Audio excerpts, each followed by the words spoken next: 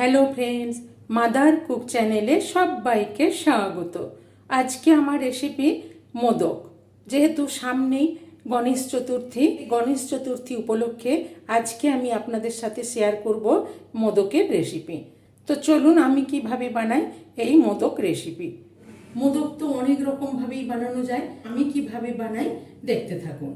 তো মোদক বানাবার জন্য এখানে নিয়েছি 1 কাপ চালের গুঁড়ো। এরকম মেজারিং কাপের 1 কাপ চালের গুঁড়ো নিয়েছি, আপনারা যে কোনো কাপের মেপে নিতে পারেন। আর এখানে নিয়েছি মেজারিং কাপেরই 1/2 কাপ শুকনো নারকেল। শুকনো নারকেলটা আমি গ্রেট করে নিয়েছি। আর এখানে নিয়েছি 1/4 কাপ ঘি। আর নিয়েছি এলাচ গুঁড়ো 1 চামচ, পেস্তা কুচনো, কিশমিশ কুচনো, আমন্ড বাদাম কুচনো, কাজু বাদাম কুচনো, আর এখানে নিয়েছি জাফরান। আর নেব দুধ আর চিনি। ফ্রাই প্যান চাপিয়ে দিয়েছি, দিয়ে এখানে 1/4 কাপ ঘি দিয়ে দিলাম। ঘিটা গরম করে নিয়েছি।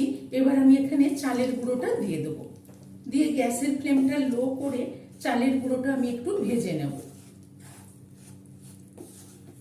চালের গুঁড়োটা আমি ততক্ষণই পর্যন্ত ভেজে নেব যতক্ষণ না কালারটা একটু চেঞ্জ হচ্ছে, একটু হালকা ব্রাউন করে ভাজা হচ্ছে, ততক্ষণ ভেজে নেব। এরকম অনবরত নেড়ে নেড়ে চালের গুঁড়োটা ভেজে নেব। কিছুক্ষণ ভেজে নেওয়ার পর চালের গুঁড়োর কালারটা একটু একটু চেঞ্জ হতে শুরু করেছে। এই সময় আমি এখানে কাজু কুচিয়ে রেখেছি, এই কাজু কিছুটা দিয়ে দেবো। আমি অল্প একটু রেখে দিলাম স্টাফিং দেবার জন্য। আর এখানে নিয়েছি আমন্ড বাদাম কুচনো, এটাও দিয়ে দিলাম।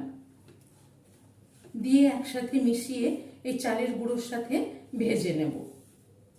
কাজু আমন্ড বাদাম দিয়েও একটু ভেজে নিলাম। এবার এখানে আমি যে 1/2 কাপ শুকনো নারকেল নিয়েছি, নারকেলটা দিয়ে দিলাম। নারকেলটা দিয়েও ভালো করে মিশিয়ে ভেজে নেব। লো টু মিডিয়াম ফ্লেমে রেখে অনবরত নেড়ে নেড়ে ভালো করে ভেজে নিলাম। খুব সুন্দর একটা ব্রাউন কালার এসে গেছে।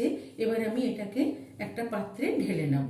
ওই ফ্রাই প্যানটার মধ্যেই আমি এখানে 1/2 লিটার দুধ নিয়ে নিয়েছি। এই 1/2 লিটার দুধটা আমি দিয়ে দেব। দিয়ে দুধটাকে আমি ফুটিয়ে এরকম অনবরত নেড়ে নেড়ে ঘন করে নেব। দুধটাকে ভালো করে ফুটিয়ে নিলাম। এবার এখানে যে জাফরানটা নিয়েছি, জাফরানটা দিয়ে দিলাম। দিয়ে দুধের সাথে ভালো করে ফুটিয়ে নেব। লো টু মিডিয়াম ফ্লেমে রেখে দুধটাকে ভালো করে ফুটিয়ে ঘন করে নেব। দুধটা ফুটে ফুটে অনেকটাই ঘন হয়ে গেছে। জাফরানটা দিতেও খুব সুন্দর একটা কালার এসে গেছে। এবার আমি এখানে নিয়ে নিয়েছি চিনি। ওই মেজারিং কাপেরই 3/4 কাপ চিনি। এই চিনিটা দিয়ে দিলাম। দিয়ে ভালো করে নেড়ে এই দুধের সাথে ফুটিয়ে নেব। আর এখানে নিয়ে নিয়েছি 3টে এলাচ। 3টে এলাচকে আমি দানাগুলো বের করে গুঁড়ো করে রেখেছি, এই এলাচের গুঁড়োটা দিয়ে দিলাম। দিয়ে ভালো করে নেড়ে ফুটিয়ে নেব। ভালো করে নেড়ে ফুটিয়ে নিলাম। চিনিটা গলে গেছে। এবার আমি এখানে যে সব উপকরণগুলো ভেজে রেখেছি, এইগুলো আস্তে আস্তে দিয়ে দেব। দিয়ে ভালো করে এর সাথে নেড়ে মিশিয়ে নেব।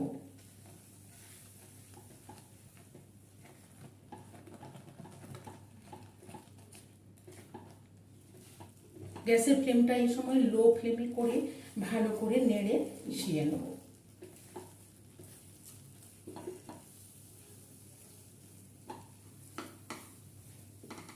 সব কিছু দিয়ে নেড়ে ভালো করে শুকিয়ে নিলাম।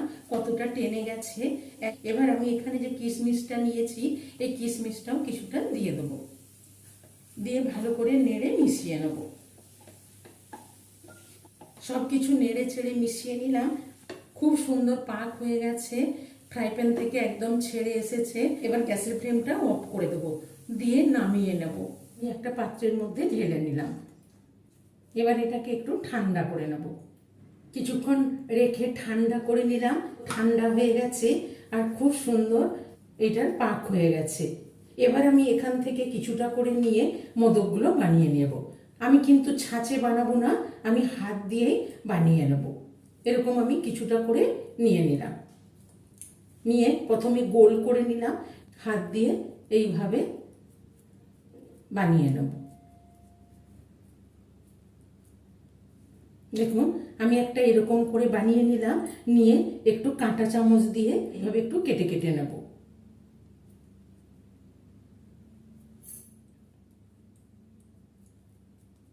দেখুন এইভাবে আমি একটা মোদক বানিয়ে নিলাম, নিয়ে আবার এখান থেকে আমি কিছুটা নিয়ে নিলাম, এইভাবে ঘুরিয়ে ঘুরিয়ে গোল করে একটু বানিয়ে নিচ্ছি। এবার আমি আবার একটু কাঁটা চামচ দিয়ে এইভাবে কেটে নেব। এইভাবে আরেকটা মোদক বানিয়ে নিলাম। আমি আবার এখান থেকে কিছুটা নিয়ে নিলাম, নিয়ে আমি আবার এইভাবে ঘুরিয়ে ঘুরিয়ে এবার আমি আবার একটু করে কেটে নেব। এগুলো আমি ভেতরে স্টাফিং না ভরেই বানালাম, এবার একটা স্টাফিং দিয়ে বানাবো। এর ভেতরে আবার একটু স্টাফিং দিয়ে দেবো। আমি একটা বাটি মতো তৈরি করে নিচ্ছি। এখানে আমি কাজু, আমন্ড বাদাম আর কিশমিশ যে একটু করে রেখে দিয়েছিলাম, তিনটেকে একসাথে মিশিয়ে নিয়েছি। আর এখানে পেস্তা কুচনোটাও দিয়ে দিলাম। সবগুলোকে আমি মিশিয়ে নিলাম, নিয়ে এখান থেকে একটু করে আমি ড্রাই ফ্রুটস দিয়ে দিলাম। দিয়ে দেখুন এইভাবে আস্তে করে মুখটাকে বন্ধ করে দিলাম, দিয়ে আবার মোদকের মতন শেপ দিয়ে দেবো। এর মধ্যে যেহেতু আমি সব কিছু দিয়েছি, সেই জন্য স্টাফিংটা না দিলেও চলবে। এর ভেতরে স্টাফিং দিয়েও আমি বানিয়ে দিলাম, দিয়ে আবার ওই একইভাবে কাঁটা চামচ দিয়ে আমি একটু করে কেটে নেব। দেখুন এইভাবে আমি বানিয়ে নিচ্ছি। এমনিও বানালাম আর স্টাফিং দিয়েও বানালাম। ওই একইভাবে কিছুটা নিয়ে এইভাবে বানিয়ে নেব। ছাঁচ না থাকলেও কোনো অসুবিধা নেই, ছাঁচ ছাড়াই আমি এইভাবে বানিয়ে নিচ্ছি। সব একইভাবে বানিয়ে নিলাম। মোদকগুলো আমি সব তৈরি করে নিলাম। এই মোদক রেসিপিটি ভালো লেগে থাকলে মাদার কুক চ্যানেলটিকে লাইক, শেয়ার এবং সাবস্ক্রাইব করার অনুরোধ রইল। পাশে থাকা বেল আইকনটা প্রেস করবেন। যখনই আমি নতুন কোনো ভিডিও আপলোড করব, আপনাদের কাছে নোটিফিকেশন পৌঁছে যাবে। সুস্থ থাকবেন, ভালো থাকবেন।